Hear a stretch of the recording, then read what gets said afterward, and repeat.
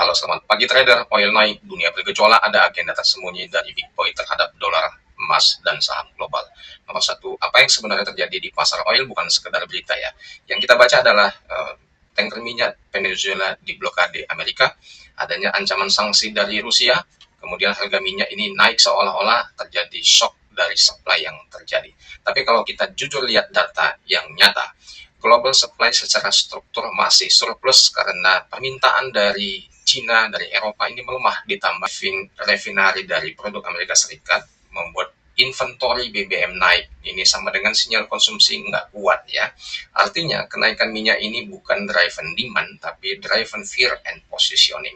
Ini penting karena harga yang naik karena ketakutan tidak sama dengan harga yang naik karena fundamental sehat. Berita kedua yang akan kita kupas adalah dari Venezuela dan Rusia, sama dengan dampak nyata dan dampak psikologis ya. Venezuela produksinya sudah lama cacat, outputnya tidak lagi membuat market mover, terutama adanya blokade tanker akan lebih bersifat headline risk. Dampak nyatanya adalah memang akan terjadi supply yang ketat dari permintaan lokal, dan jangka pendek tidak cukup kuat untuk bull market jangka panjang. Dari Rusia ini lebih sensitif karena Rusia sama dengan top 3 eksportir minyak global. Adanya ancaman sanksi pengiriman dan tidak adanya jaminan asuransi, kemudian sistem pembayaran dan infrastruktur ekspor. Tapi ya Barat tidak mau gubris kalau minyak di atas $90. Inflasi global ini masih trauma, dan jadi sanksi Rusia bukan sifatnya selektif, tapi ini bertahan dan bukan gebrakan brutal. Sinyal tersembunyinya kenapa oil ini dibiarkan naik sedikit, dan ini adalah wilayahnya Big Boy ya. Harga Brent di area 58 sampai 62 ini zona ideal bagi Amerika Serikat jual minyak sell-nya karena inflasi tidak meledak dan The Fed masih bisa mainin dengan suku bunga, ditambah geopolitik tetap panas terkendali. Kesimpulan pentingnya adalah oil tidak sedang dipersiapkan untuk rally yang besar, tapi dipakai sebagai alat geopolitik dan monetary buffer. Yang keempat, bagaimana dampaknya ke Amerika Serikat, terutama dolar Amerika. Ini sebagai bagian yang sering salah dibaca oleh pasar. Secara teori memang oil naik, inflasi naik, dolar menguat, tapi ini tidak sama sekali. Secara praktek saat ini adalah oil naik karena fear, bukan karena booming ekonomi, dan implikasinya ke US dollar. US dollar cenderung sideways dan melemah perlahan karena yield Amerika Serikat tidak lagi naik secara agresif, dan The Fed tidak butuh dolar yang terlalu kuat. Dunia butuh likuiditas, dan perspektif dari Big Boy, US dollar tidak akan crash, tapi tidak diizinkan untuk terlalu kuat, dan idealnya dolar harus dikontrol tingkat kelemahannya.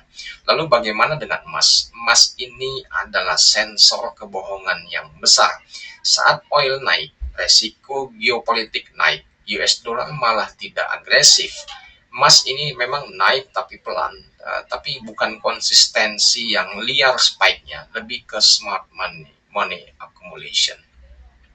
Kebiasaan para big boys ini, mereka tidak mengejar breakout, mereka sering kumpulin di market retracement ke bawah, masuk pada saat jatuh, masuk dan di hold.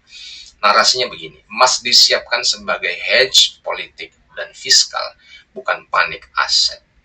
Yang keenam beritanya adalah di pasar saham global ini naik tapi rapuh ya. Ini bagian yang paling munafik, di mana yang terlihat indeks saham masih bertahan di beberapa sektor naik, tapi yang terjadi di balik layar adalah adanya rotation besar-besaran, di mana sektor teknologi ini secara teknikal, sektor energi juga selektif, dan sektor defensif mulai dilirik-lirik ya. Volumenya nggak sekuat harganya. Artinya pasar saham belum siap jatuh, tapi sudah tidak sehat untuk euforia naik.